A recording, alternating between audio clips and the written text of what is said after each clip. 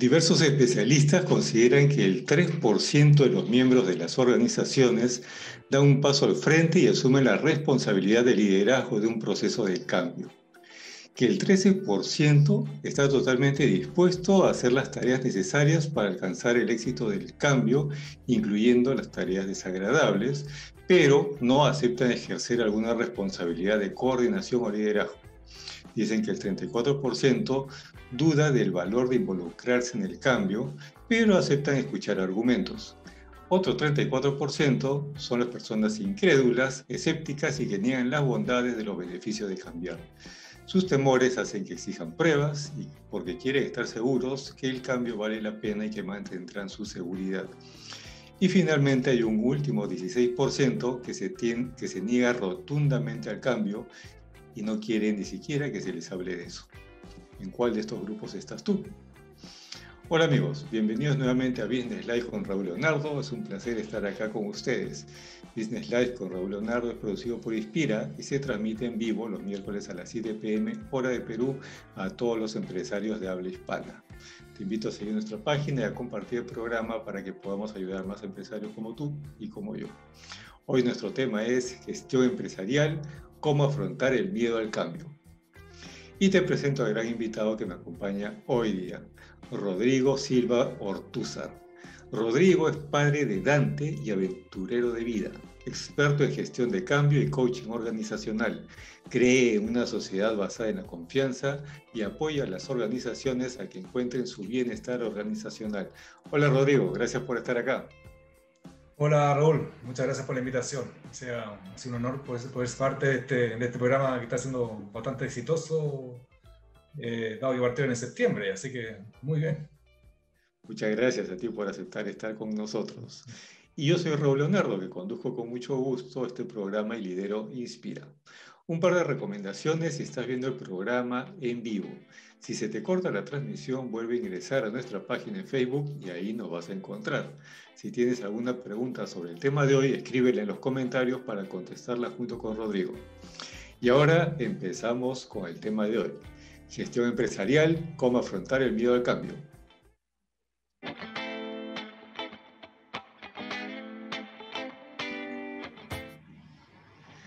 Remontémonos a la edad de piedra, cuando el cavernícola que inventó la rueda estaba en su cueva haciendo su segunda rueda.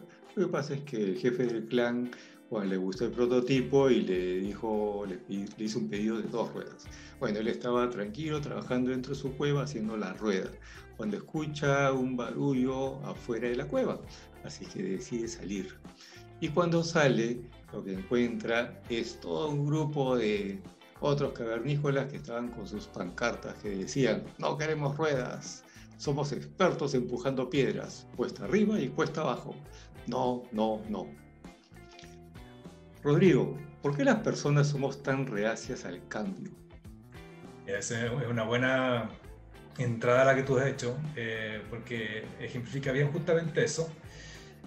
Lo que los científicos han estado estudiando al respecto de este comportamiento humano, de por qué la persona, el ser humano en sí mismo, incluido yo o tú, somos tan reacios al cambio, es porque el ser humano pareciera ser que busca la estabilidad. Salirse de ese espacio que comúnmente se le llama la zona de confort, le genera incomodidad. Entonces, como está buscando la comodidad, va a hacer todo lo humanamente posible para mantenerse en ese status quo y evitar poder entrar en zonas desconocidas, porque muchas veces incluso aquello que, por ejemplo, las ruedas, que estas ruedas, que no eran ruedas, ¿no es cierto?, eran estos cuadrados tratando de voltear los vehículos, les era incómodo, pero era lo conocido, lo que sabían hacer. Por lo tanto, les sabían a qué atenerse. Si al fin y al cabo el temor que le va generando a las personas es que no saben muchas veces a qué atenerse con lo que se pueda venir. A pesar de que podían ver que con esta rueda circular, al menos parecía ser que era mucho más eficiente y menos desgastante. Pero aún así, como es desconocido, como es algo nuevo, al menos en un inicio, las personas van a tratar de evitarlo. Entonces es una cosa bastante biológica, casi de la psicología del ser humano. O sea que básicamente es miedo y temores. Absolutamente, sí, absolutamente. Podríamos decir que si nos vamos a un contexto más emocional, la emoción central detrás de los procesos de cambio es el miedo. Y es el miedo como emoción la que paraliza, la que frena y la que genera barreras para muchas veces incluso de forma genuina y sincera que queremos hacer algo distinto, el temor, el miedo nos hace paralizar, incluso frenar, o hacer que los procesos de cambio sean más lentos de lo requerido. Entonces, hay cambios como persona mismo, y en este caso que estamos hablando es cambios en las empresas. Pero al final el cambio de las empresas lo realizan las personas. Absolutamente. Sí. Así que llegamos a lo mismo. Y llegamos a lo mismo, exactamente. Al final, pareciera ser, como dices tú, si nos vamos a la última línea, están las personas. La empresa es un ente que no es vivo, no es un ser vivo. Son las personas que son los seres vivos quienes mueven y movilizan estas cosas inertes. Por tanto, como tú bien dices, son las personas. Y ahí está todo. Ahí está todo. Entonces, de acuerdo a toda la experiencia que tú tienes en proceso de gestión de cambio, ¿cuáles son los cambios más o los temores más recurrentes en las empresas, en los trabajadores o en los líderes de las empresas para no querer hacer el cambio? Ya.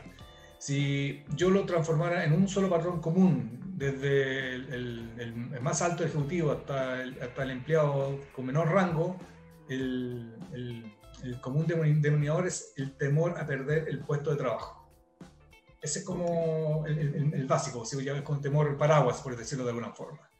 Ahora, si vamos viendo y escarbando más puntualmente, dependiendo del cargo, por ejemplo, si nos vamos con un alto gerente, si vamos al gerente general de una empresa, su mayor temor es perder su poder, y al perder su poder dejar de ser muchas veces la persona más importante de la organización.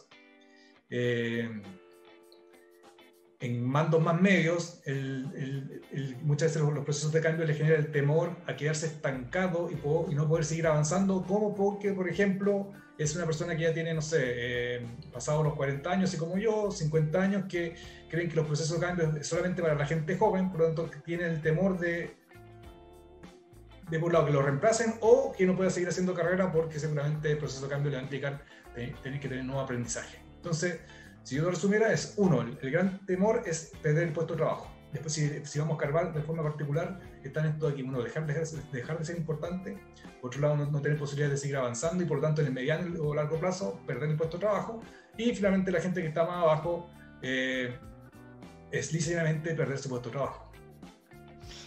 Entendido, y eso está claro. Y si lo llevo a los dueños de las empresas, ellos no van a perder puesto de trabajo. No. Pero también tienen miedo al cambio. Absolutamente, absolutamente. Y yo me imagino que allá en Perú y en gran parte de Latinoamérica, al igual que en Chile, donde yo vivo, y donde pasó mayor parte de mi tiempo laboral, el 80% de las empresas en Chile son empresas familiares. El 80%, no es menor. Y de ese 80%, el 90% son las llamadas pyme, pequeña y mediana empresa. Donde, como tú bien decías, muchas veces son los mismos dueños que no tienen temor a perder el puesto de trabajo porque son los dueños de la empresa. El tema es que aparecen otras cosas. Yo decía hace un rato que, emocionalmente hablando, la emoción del miedo es la que más paraliza los procesos de cambio. Y detrás de esa emoción vienen otras derivadas. Entonces, por ejemplo, hay un caso emblemático que tengo yo dentro de los clientes que he venido trabajando durante tantos años. Es una empresa familiar donde la gerente general era una mujer, la primera mujer a cargo de la empresa. Antes había estado su padre, su abuelo y el bisabuelo. Ellos hicieron todo un proceso de planificación estratégica con una de las empresas de estrategia grandes del mundo. Prefiero no mencionarla, pero una empresa de estrategia grande del mundo, una consultora grande.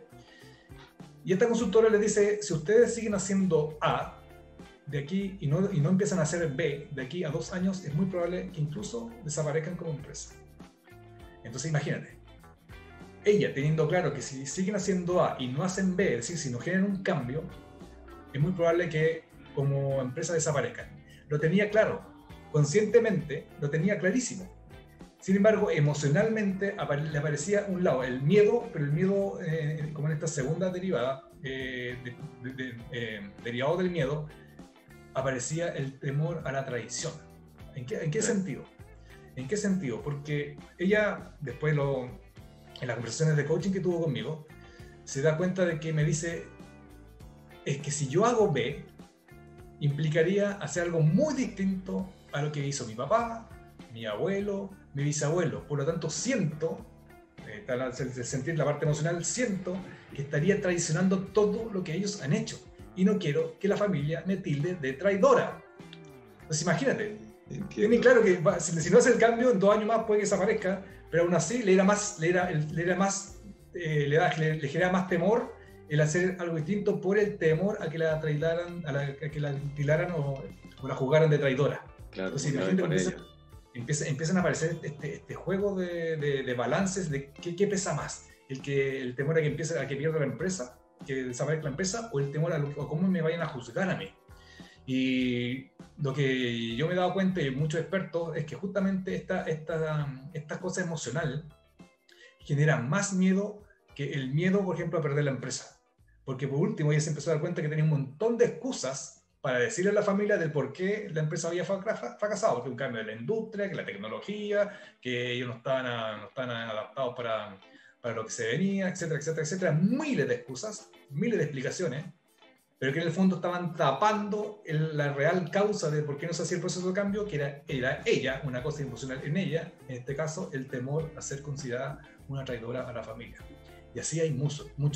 Tengo otro caso particular también de un gerente, de una empresa familiar también, donde él tenía claro que el proceso de cambio tenían que llevarlo a cabo, y dentro de las cosas que él tenía que aprender a hacer para generar este proceso de cambio era, por ejemplo, aprender a delegar. Y él genuinamente y sinceramente quería generar ese cambio en sí mismo para poder generar el cambio más corporativo, pero se da cuenta que lo tenía atrapado la emoción del miedo, básicamente por el juicio de que si empiezo a delegar, tengo terror, decía él, por un lado, que las cosas no ocurran como yo quiero que ocurran. En segundo lugar, que yo deje de ser la persona más importante. ¿Se acuerdan que mencionaron el tema de la importancia? Sí. Y en mis ideas, porque en este espacio de delegar tenía que dar espacio para que la otra gente pudiese dar opiniones, dar ideas, entonces que mis ideas queden obsoletas, y si mis ideas quedan obsoletas, yo quedo obsoleto. Esa es una creencia de él. Entonces, si te das cuenta, claro, empiezan a aparecer todo como esta conversación mental interna basada que viene desde la emoción del miedo. El tema que está en el inconsciente. Entonces los gerentes, los líderes no lo ven, no lo logran ver, porque como está en el inconsciente, está en la parte emocional, no logran visualizarlo, y al no poder observarlo ni visualizarlo, no pueden intervenir en aquello. Por eso la importancia de que este tipo de empresas, cuando estén en el proceso de cambio, se hagan acompañar por expertos, consultores que les logren hacerles ver este tipo de situaciones, por ejemplo. Claro, hay situaciones que son muy críticas para uno, ¿no? Como persona. Correcto. Sí. Que son los ejemplos que tú has contado. Y por eso decíamos, pues, ¿no? Un proceso de cambio en la empresa implica un proceso de cambio en las personas. La gente no quiere cambiar. Entonces, y aquí viene una segunda parte, que ya, supongamos que el líder se da cuenta que, por ejemplo, muchas cosas de él mismo son las que generan barreras, y él empieza a hacer cambios en sí mismo y por lo tanto empieza a cambiar. Pero al mismo tiempo se da cuenta, tomando la estadística que tú mencionaste al principio, estos porcentajes, que está este 33% que está súper adverso al cambio. Y muchas veces no es porque le tengan mal a la empresa o porque no confíen ciegamente en el proceso, sino que simplemente porque ellos tienen un juicio de pérdida. Juzgan que algo van a perder con el proceso de cambio. Y es un juicio, es una creencia, no es que sea un hecho, no es una evidencia, pero lo tienen tan internalizado mentalmente que lo hacen como si fuese una realidad. Entonces, ¿qué es lo que sugerimos nosotros siempre hacer cuando aparece ese tipo de situaciones? Es que el líder, el jefe a quien corresponda, vaya a indagar con dichos colaboradores, con dichos trabajadores, indagar respecto de qué es lo que ellos están juzgando que podrían perder con el proceso de cambio, por un lado, para ver qué tan cierto es que eso es así, y por una segunda parte, ver cómo poder acompañarlos a ellos, hacerles entender que no es tan así, y por lo tanto, qué necesitan para poder subirse al carro. Porque muchas veces también es fácil decir, no, que no están comprometidos con la empresa, porque son flojos, porque no sé, buscar un montón de excusas cuando en realidad lo que hay detrás de eso hay un juicio de pérdida. La gente no le tiene miedo al cambio per se. A lo que le tiene miedo es a lo que juzga que puede llegar a perder con el proceso de cambio y por lo tanto en el espacio de liderazgo poder entender e indagar en dichas aprensiones e inquietudes. Ahí entran lo que tú dices, todas las creencias, prejuicios que tiene la gente, sí. Lo que vio en otro lado y cree que le va a ocurrir acá, Sí. ¿no? Incluso hasta si ve que en otro lado salió bien, puede pensar, no, a ellos les fue bien, pero acá me va a ir mal. Correcto, exacto, no, porque ellos tienen otros recursos, porque ellos tienen, no sé. Es que eso es lo interesante, porque te decía que al final, por ejemplo, el caso de esta gerenta, ¿no es cierto?, que tenía todo el discurso armado para poder explicar de por qué el proceso de cambio no iba a funcionar. Acá este ejemplo que tú me estás diciendo, no, los de al lado, porque la gente tiene prearmado un discurso para casi cognitivamente, racionalmente, justificar el no hacer el cambio. Pero en el fondo lo que están con eso están ocultando lo que hay detrás en el trasfondo. Aquí lo más interesante es que es un espacio inconsciente. Si la gente no lo ve, la mayoría de la gente, el 80% de la gente no lo ve. No ve el temor que detrás hay un temor, como que lo siente corporalmente, como el estómago se me revuelve, vamos a entrar en un proceso de cambio, quiero una fusión, voy a perder mi puesto de trabajo. Entonces empiezan estas conversaciones, pero no tienen mayor claridad de qué es lo que hay detrás de eso. Entonces, por eso la importancia de ir a conversar e ir a indagar justamente lo que tú vas a decir, estos prejuicios, estas creencias, que son juicios y creencias, no son evidencias, son cosas muy distintas. Más bien, entonces, lo que hay dentro de ese espacio de conversación, de indagación, es tratar de objetivizar y no subjetivizar, que son los juicios son subjetivos, objetivizar con evidencias estos temores que las personas están teniendo. Es importantísimo lo que dices, ¿no? Para nuestros amigos empresarios, porque puede ocurrir no solo en el tema de la empresa, sino en el tema de la vida misma. Si quieres hacer algo y pasa tiempo y no lo estás haciendo, es porque hay un temor ahí atrás. Sí, absolutamente, absolutamente.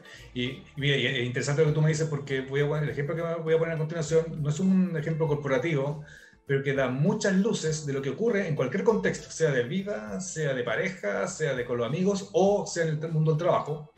Que es el caso que cuando hice la formación de inmunidad al cambio, cuando le llaman en Harvard, donde se empieza a interesar, donde se estudia, se hace todo un estudio respecto de qué es lo que hace que la gente, a pesar de que quiere hacer cambios, no lo hace. Está este caso emblemático que es un personaje que se llama Jeremy, y Jeremy tenía 45 años, muy similar a mí, que tengo 46, tuvo un infarto cardíaco y el cardiólogo le receta de aquí en adelante tomarse una pastilla todos los días a las 8 de la noche. Entonces él cognitivamente sabe que para no volver a tener un infarto cardíaco tiene que tomarse todos los días una pastilla a las 8 de la noche. El tema es que el tipo no se tomaba la pastilla, aún a sabiendas que si no se tomaba podía llegar a morir. Entonces uno decía, que a lo mejor este personaje no le tiene miedo a la muerte. El tipo le tenía mucho miedo a la muerte y aún así no se tomaba la pastilla porque en su inconsciente había un temor mayor. Con esta metodología que aprendí en Harvard, lo que se consigue es ir a escarbar en dicho temor inconsciente, que en el caso de Jeremy, él tenía terror a que si se tomaba la pastilla a los 45 años, la sociedad, su entorno más cercano, su familia, sus amigos, lo iban a juzgar de una persona enferma, vieja y acabada. Entonces imagínate ese temor que es de él lo tenía en su cabeza porque nadie le había dicho nada. Lo llevaba a comportarse de forma casi como de boicot respecto de tomarse todos los días la pastilla a las 8 de la noche. Él tenía claro que si no se tomaba la pastilla se podía morir y eso le dejaba mucho miedo. Pero yo hace rato mencioné este tema de los balances, pero le pesaba más el miedo al que dirán el resto de las personas en relación a que si lo veían tomándose una pastilla o si se llegaban a enterar de que se tomaba todos los días una pastilla a las 8 de la noche, lo juzgaran de viejo, enfermo y acabado. Entonces imagínate lo que ocurre en ese tipo de contexto donde está tu vida en juego.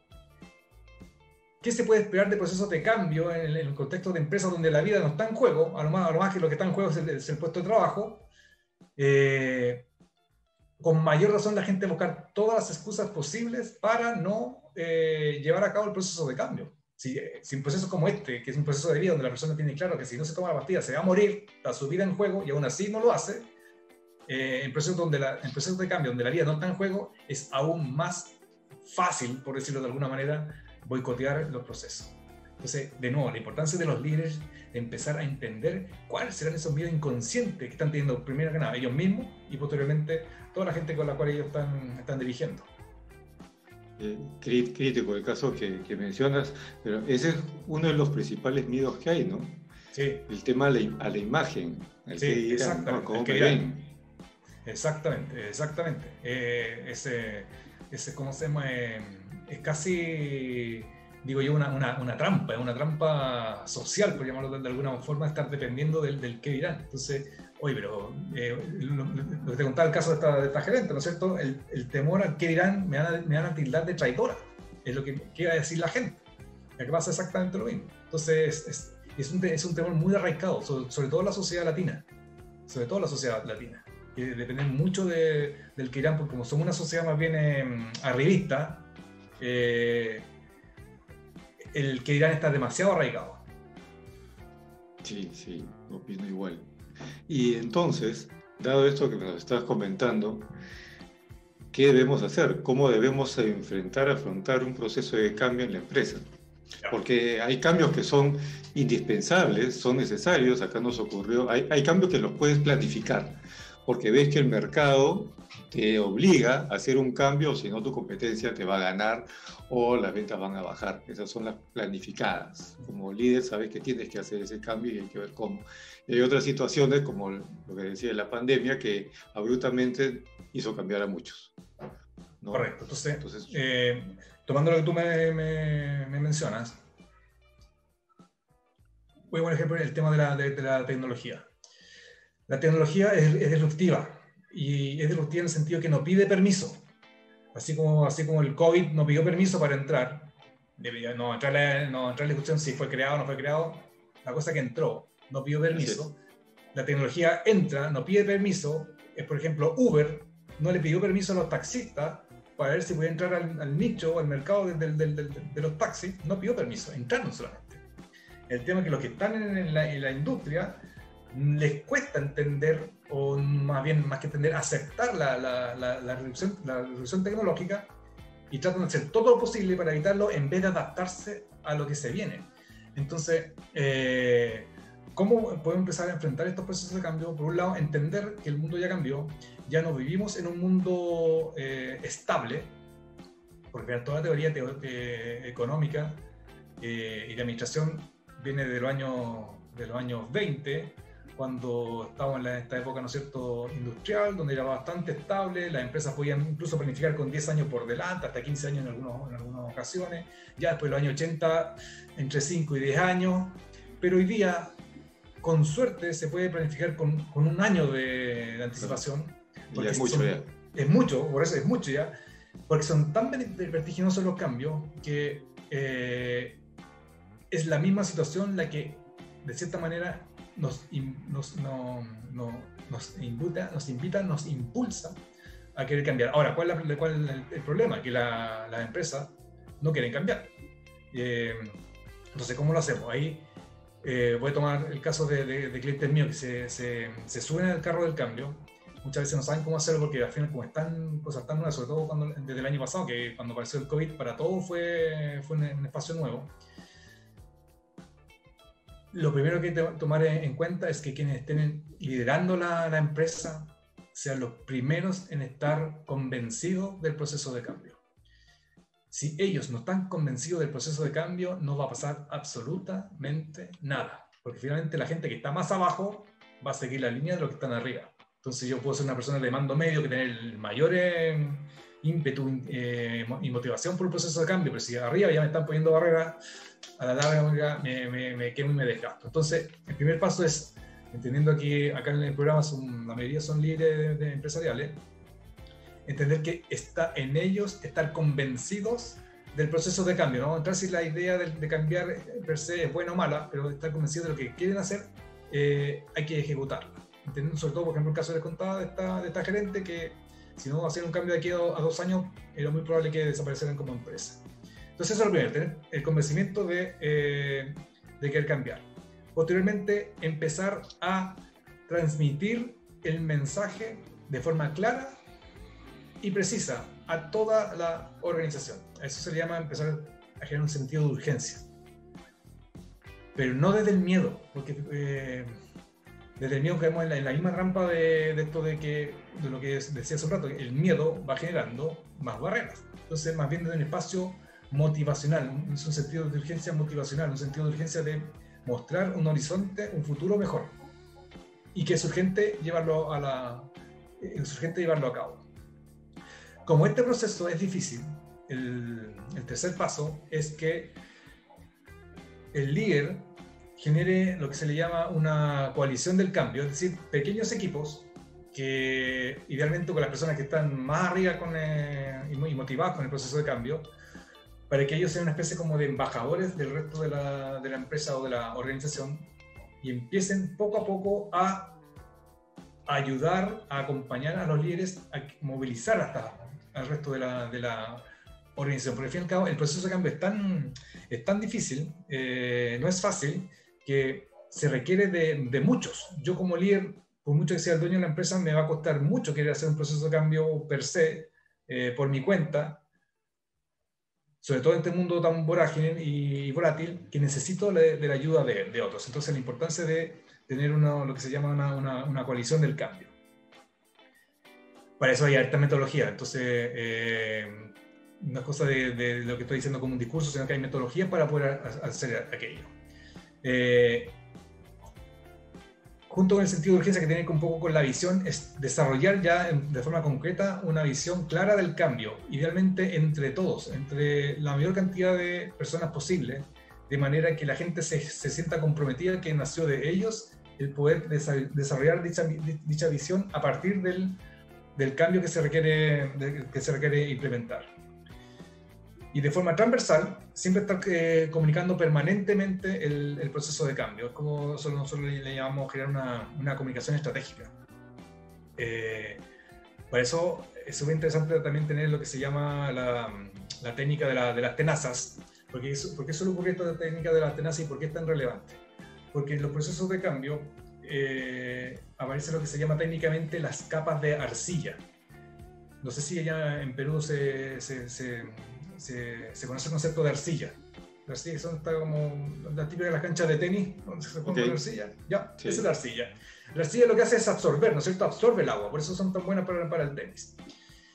Y se llama capa arcilla en el contexto de empresa porque son estos mandos medios que están en la mitad de la pirámide, por llamarlo de alguna forma, que absorben la información que viene de arriba y absorben la información que viene de abajo. Por lo tanto, la gente que está abajo no se entera de lo que quieren los gerentes, y los gerentes no se enteran de las aprensiones, de los temores, de la inquietud que tiene la gente de abajo, porque está esta capa de arcilla que absorbe todo, porque ven en ello cierto poder.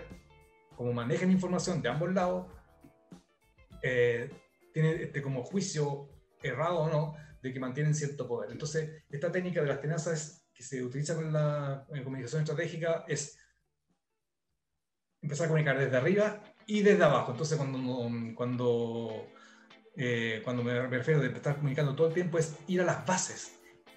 Yo sea el gerente, sea el directivo, o mandar estas coaliciones del cambio, ir a hablar con las bases, comunicarle lo que se está, de manera que se enteren de forma directa y no por estas capas de arcilla que van a querer contar lo que a ellos le convenga contar. Y a eso se le llama eliminar obstáculos. Eliminar estas capas de arcilla, eliminar estos obstáculos que van impidiendo que los procesos de cambio se estén llevando a cabo de la forma más fluida posible.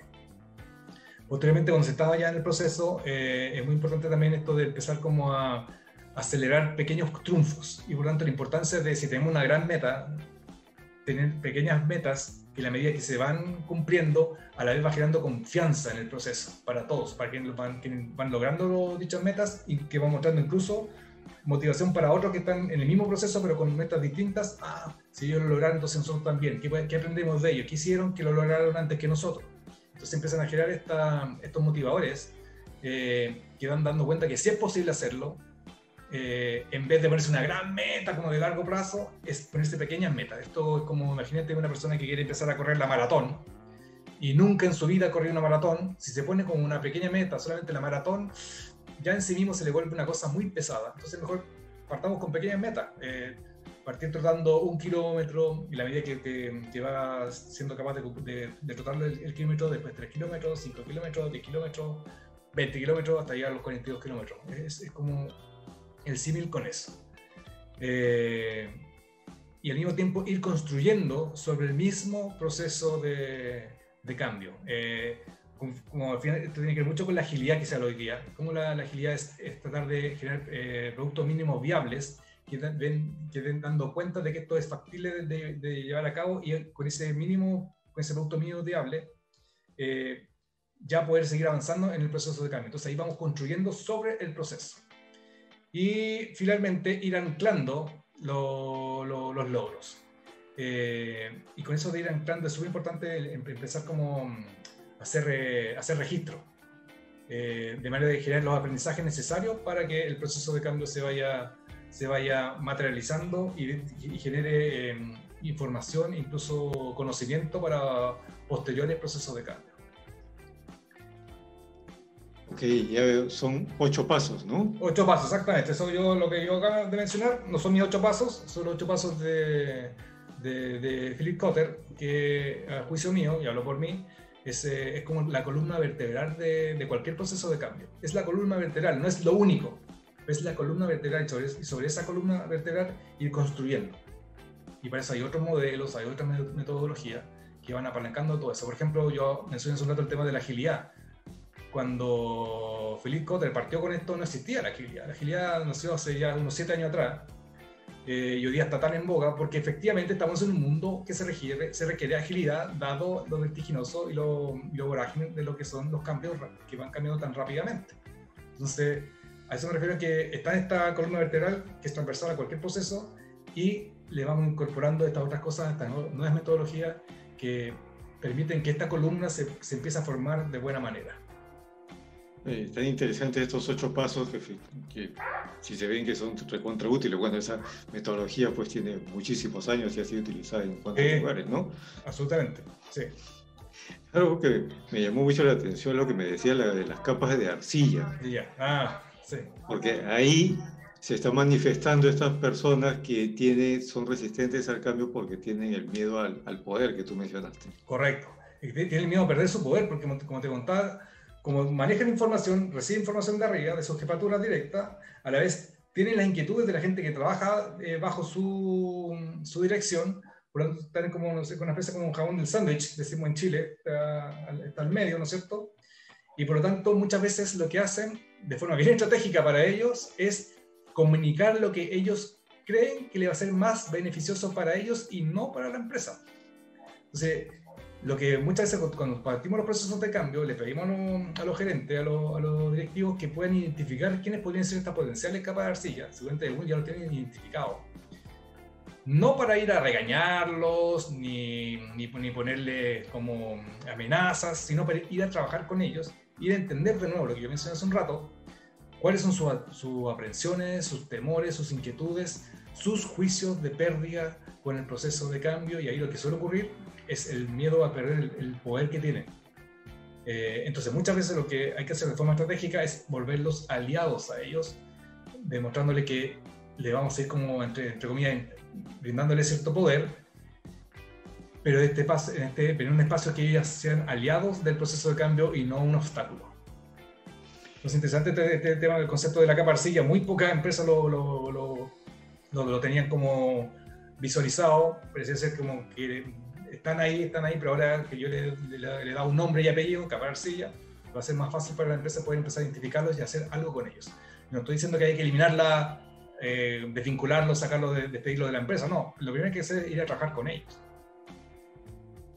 Y eso ocurre, me parece, incluso en las pequeñas o muy pequeñas empresas. En todas. Porque no necesariamente que sea un cargo específico de responsabilidad como una jefatura, pero eso incluso hasta puede ocurrir con la secretaria del dueño. Eso en serio, exactamente. Muchas veces ese tipo de personajes que son la asistente, la secretaria del dueño, tienen tanto poder porque manejan tanta información que, como tú bien dices, en algunos casos estas empresas pequeñas genera incluso más temor que el propio dueño.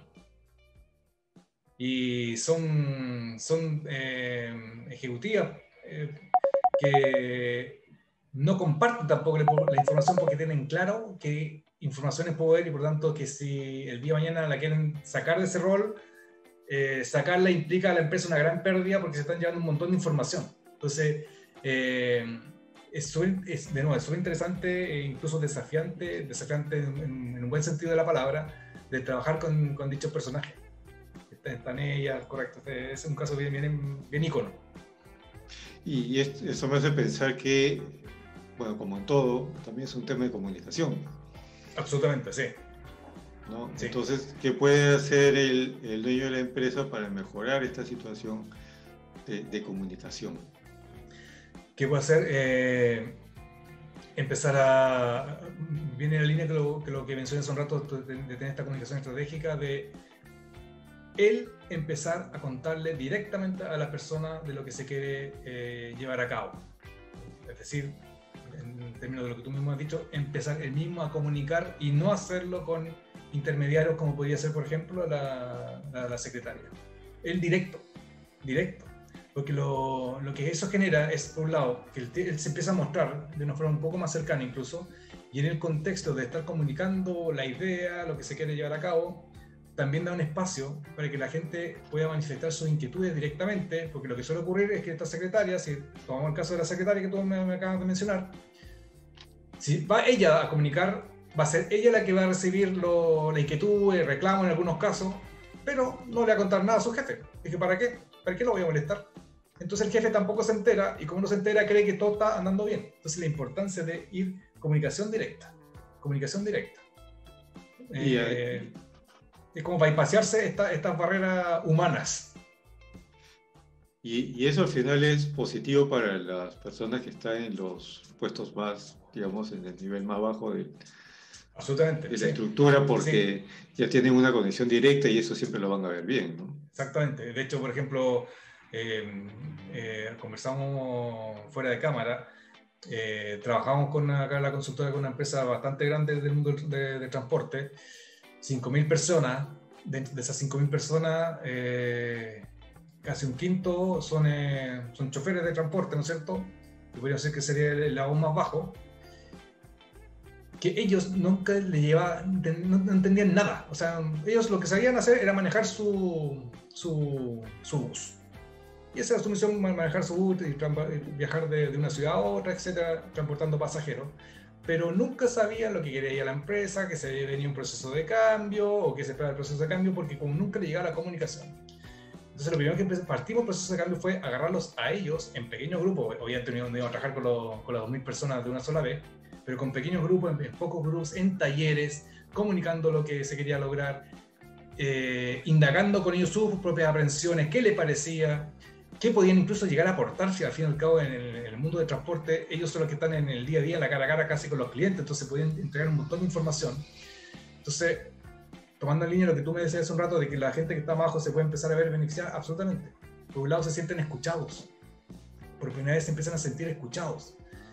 Parecía ser que por primera vez lo que ellos pueden aportar tiene cierto valor, aunque sea pequeño, pero algo pueden empezar a aportar con su propia idea, con su propia experiencia en relación con los clientes, con la calidad del servicio, etcétera, que para los gerentes que están más arriba, como tienen la capacidad que no les llega, se empiezan a informar de forma directa. Entonces, es súper importante, y aquí de nuevo lo que se está utilizando mucho hoy día, como estamos en este mundo que no es estable, sino que bastante inestable e incierto, se requiere de trabajar con lo que se llama la inteligencia colectiva.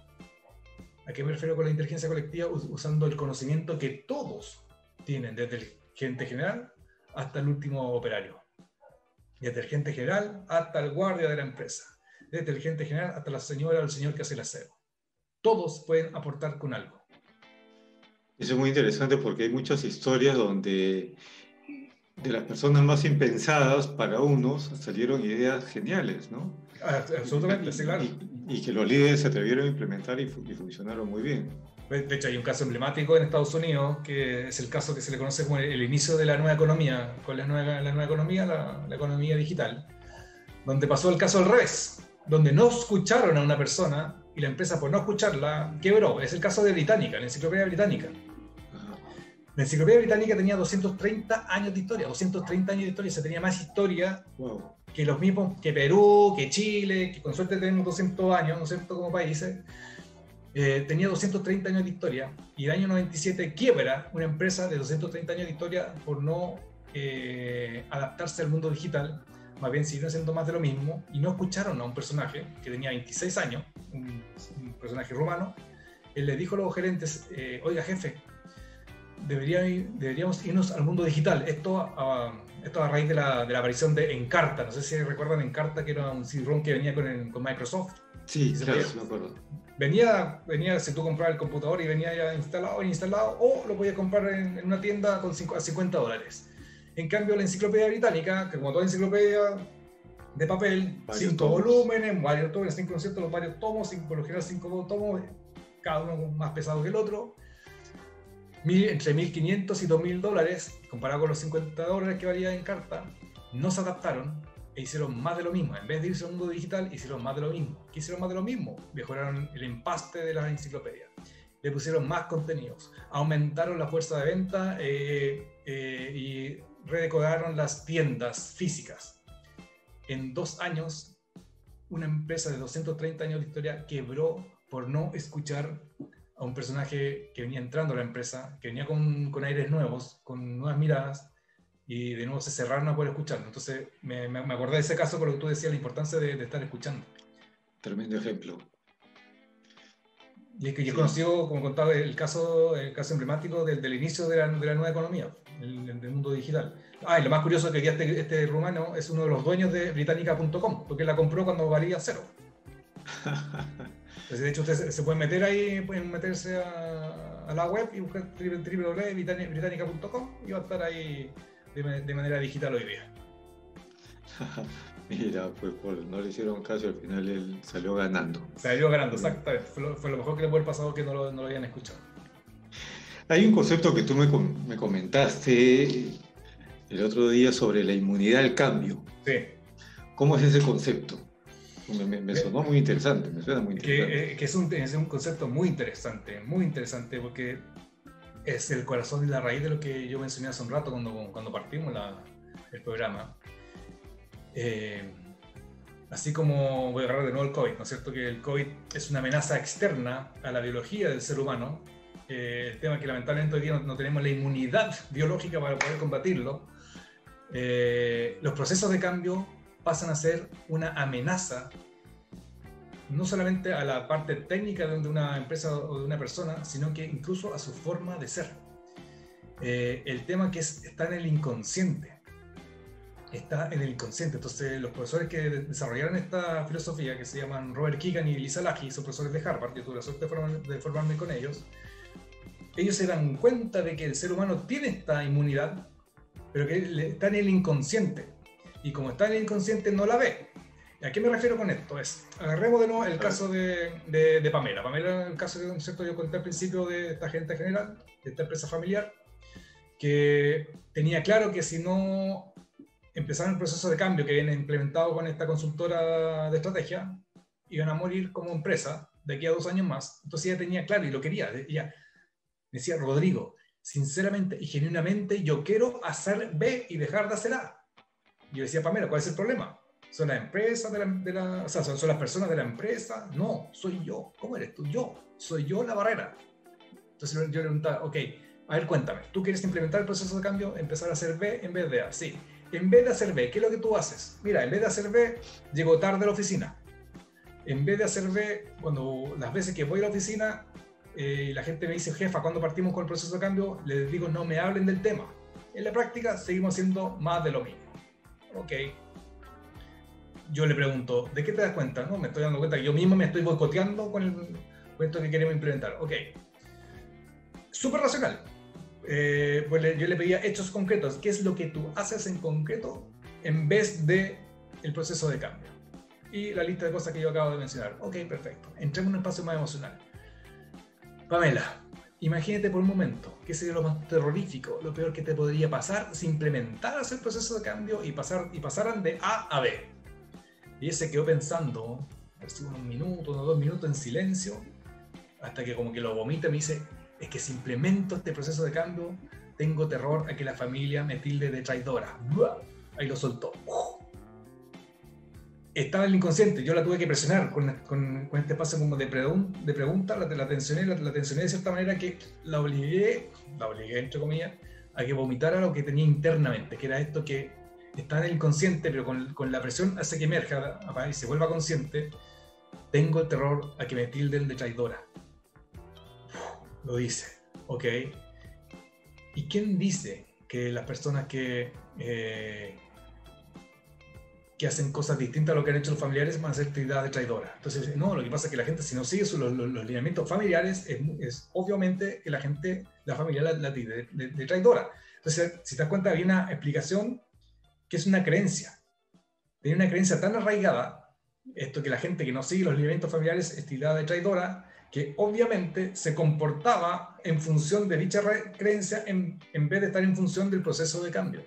Entonces, lo que hace esta metodología es transparentar, visualizar lo que está en el inconsciente. Es casi tener una especie de radiografía, como cuando la esposa de uno de mis colegas, ella es dentista, y ella me cuenta que cada vez que viene un paciente, ella le pide a su paciente que se haga una radiografía a la boca para poder tener mayor claridad de dónde poder empezar a intervenir. Acá es exactamente lo mismo. Lo que hace esta metodología es poder hacer esta especie de radiografía que permita emerger estos temores, estas aprensiones y sobre todo las creencias que hay detrás que están imposibilitando el proceso de cambio, porque lo que mencioné hace un rato, al final son creencias, no son hechos, son creencias, son conversaciones internas que tiene cada persona en relación a lo que se viene. Esta amenaza externa que pasa a ser el proceso de cambio, por lo tanto se activa esta inmunidad que está en el inconsciente y que me hace boicotear el proceso de cambio en el caso de ella, en vez de hacer el proceso de cambio,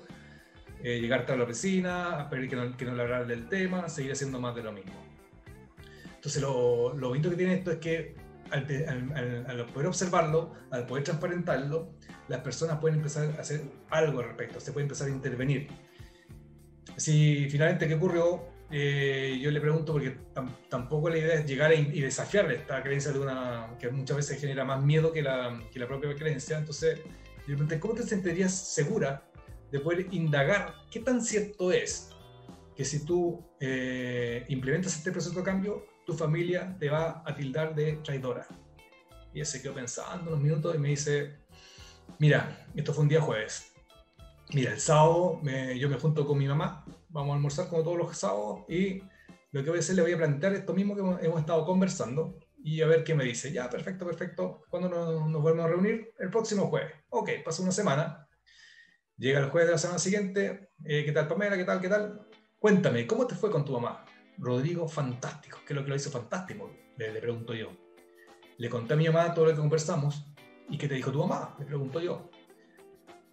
En resumen, la mamá le dice, Pamela, si tú me dices que implementar este proceso de cambio implica salvar a la empresa y con eso a la familia de trabajadores que han estado compartiendo con nosotros y acompañándolo todos estos años, yo te aseguro que tu bisabuelo, tu abuelo y fundamentalmente tu papá estarían orgullosísimos de ti. ¡Pah! Fue como una bomba mental en su cabeza. No lo veía venir. Pues tenía su creencia de ser tildada de traidora, era tan arraigada que la cegaba a ver la posibilidad de que la tildaran de orgullo. Entonces le digo, wow, qué interesante, qué potente lo que me acabas de decir. ¿Y qué pasó? ¿Qué pasó? Me dice, el lunes estábamos poniendo en marcha el plan estratégico. Entonces, ¿por qué es tan potente esta metodología? Porque cuando las personas logran entender la creencia que los tiene atrapados, y hacer el cambiar la creencia, cambia el comportamiento. Porque lo que dicen Keegan y Lasky, los profesores de Harvard, es que todo lo que hacemos en la vida depende del paradigma de creencias que tenemos. Para poder cambiar un comportamiento, tenemos que cambiar nuestro paradigma de creencias. Si no cambiamos nuestra creencia, no vamos a cambiar el comportamiento. Entonces, para mí fue como, wow, qué potente este conocimiento. Al poder entenderlo, me permitió a mí como consultor externo poder trabajar de forma mucho más profunda con los clientes, entendiendo de nuevo sus temores y con sus temores cuáles son las creencias que generan dichos temores. Por un lado, para que ellos se vuelvan conscientes que en primer lugar es una mera creencia, no es una realidad fáctica, no es un hecho concreto, sino que es una creencia, y por lo tanto poder empezar a experimentar, porque al fin y al cabo la forma de cambiar las creencias, esto también lo dicen muchos que son expertos en temas, por ejemplo, de PNL, para poder tener nuevas creencias tenemos que tener nuevas experiencias. En el caso de Pamela tuvo la experiencia de conversar con su mamá, esa experiencia simple, concreta, como una conversación de almuerzo, le permitió cambiar la creencia de que si hacía B iba a ser tildada de traidora, y la cambió por la nueva creencia de que si hacía B, la familia la iba a tirar de orgullo, que iba a ser la salvadora, la superhéroe de la familia, etc. Entonces, por eso es tan potente esta metodología yo le llamo desbloqueando la inmunidad al cambio. Por eso le llaman inmunidad al cambio, yo le llamo desbloqueando la inmunidad al cambio. Que se desbloquea, hay una inmunidad que es consciente emocional. Así como contaba, nosotros tenemos la inmunidad biológica, que ante la amenaza externa, como los virus, como las bacterias, se activa. Ante los cambios, que son una amenaza externa, se activa nuestra inmunidad inconsciente emocional. Entonces, dime. Para evitar los cambios, ¿no? Para evitar los cambios, sí, claro. Porque de nuevo, la gente, como decía hace un rato, no es que le tenga miedo al cambio per se, a lo que le tiene miedo es a lo que juzga que puede perder con el cambio. El tema es que muchas veces ni siquiera lo tiene consciente de qué es lo que puede perder, solamente lo siente, como que tiene esa sensación. Entonces, lo que hace la metodología, el proceso de coaching se usa mucho, es generar una tensión que se llama tensión creativa, tensión movilizadora, para que logre verlo, logre transparentar aquellas barreras que están basadas en juicio y en creencia.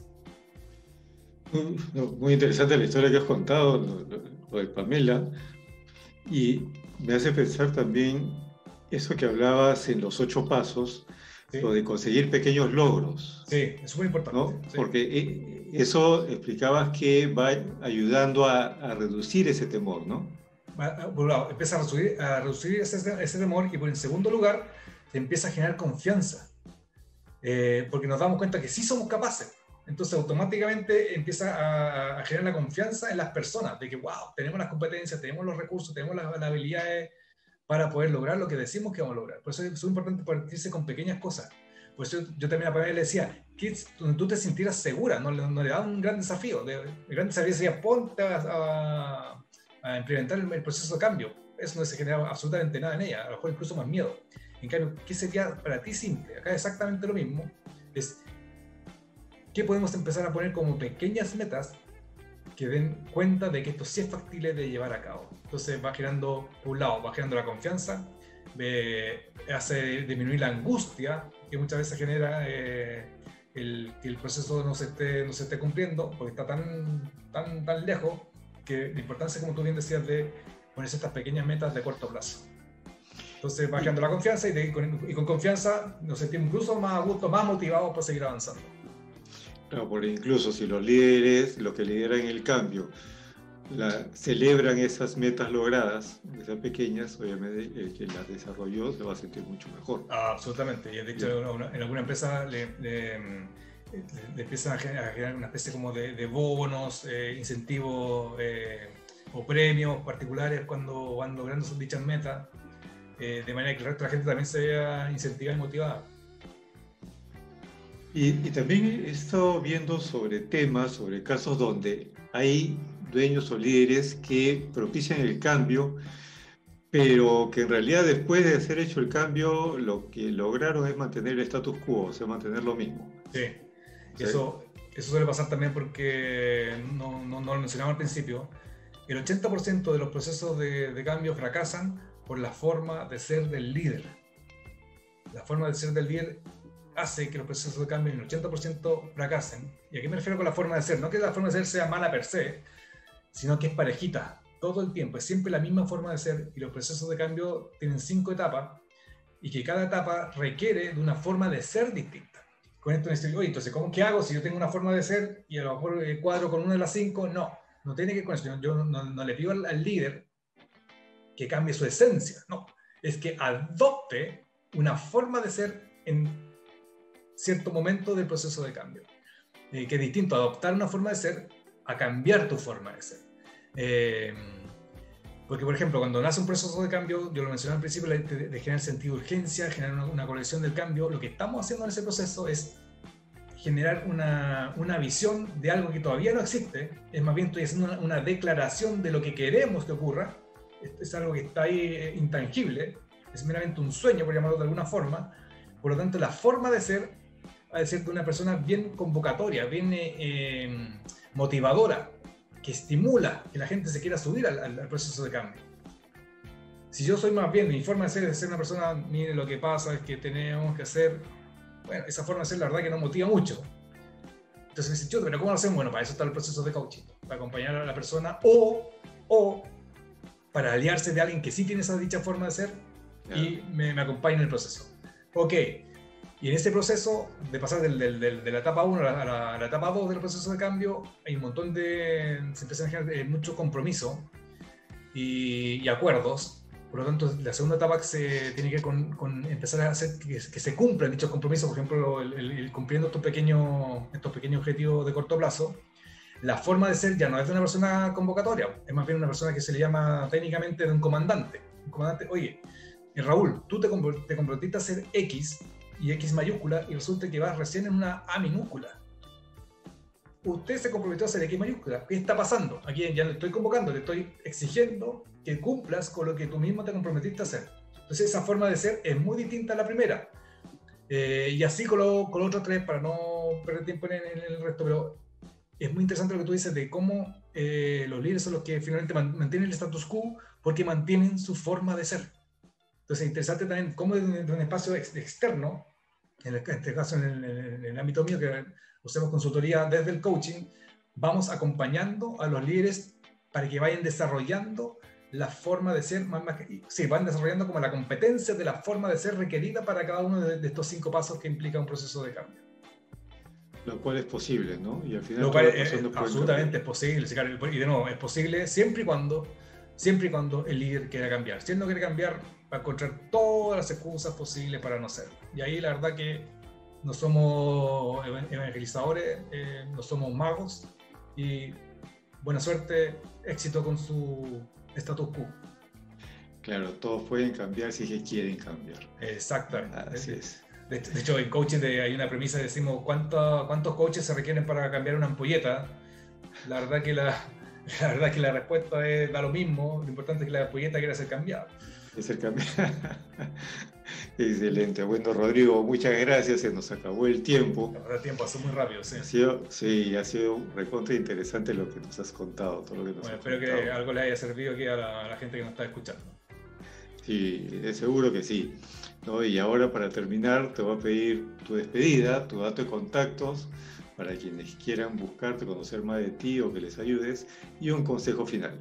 Perfecto. Entonces, si me quieren buscar, mi correo es bien simple, es rodrigo@lcs-chile.com, o también nos pueden buscar en la web de la escuela de coaching que tenemos junto con la consultora, que es lcs-leadership.com. En redes sociales, en Facebook soy el Yoyo Silva, así de siempre, el Yoyo Silva. Y respecto de un consejo para este tema de los procesos de cambio, es hacernos las preguntas: ¿a qué le tememos con lo que queremos lograr? Ahí cada uno de ustedes pueda saber qué es lo que quiere lograr, qué es lo que ha querido hacer, y de manera genuina y sincera quiere hacerlo, y por algún motivo no lo lleva a la práctica. Entonces, el consejo es sincerarse, ser honesto consigo mismo y hacerse la pregunta: ¿a qué le estoy teniendo miedo? Porque esa pregunta le va a llevar a la respuesta de encontrar la creencia que lo tiene estancado. Entonces eso yo creo que es un gran consejo que implica, como decía recién, honestidad consigo mismo. Importantísimo. Muchas gracias, Rodrigo. Efectivamente, no sincerarse con uno mismo es lo más importante. Absolutamente. Y dejar ahí el ego de lado. Así es, dejar el ego de lado. Tan difícil, pero no imposible. Exactamente, sí. Bueno, amigos, como empresarios tenemos que escuchar a los que saben y te pueden ayudar. Hoy ha sido Rodrigo que nos ha acompañado. Y te dejo 3 frases sobre el cambio. Cambia antes de que tengas que hacerlo, de Jack Welch. Las personas no resisten el cambio, se resisten a ser cambiados, de Peter Senge. Y La clave para cambiar es dejar ir el miedo, de Rosanne Cash. Si te gusta Fitness Life, síguenos en nuestras redes y cuéntanos qué tema adicional quieres que tratemos en un futuro programa.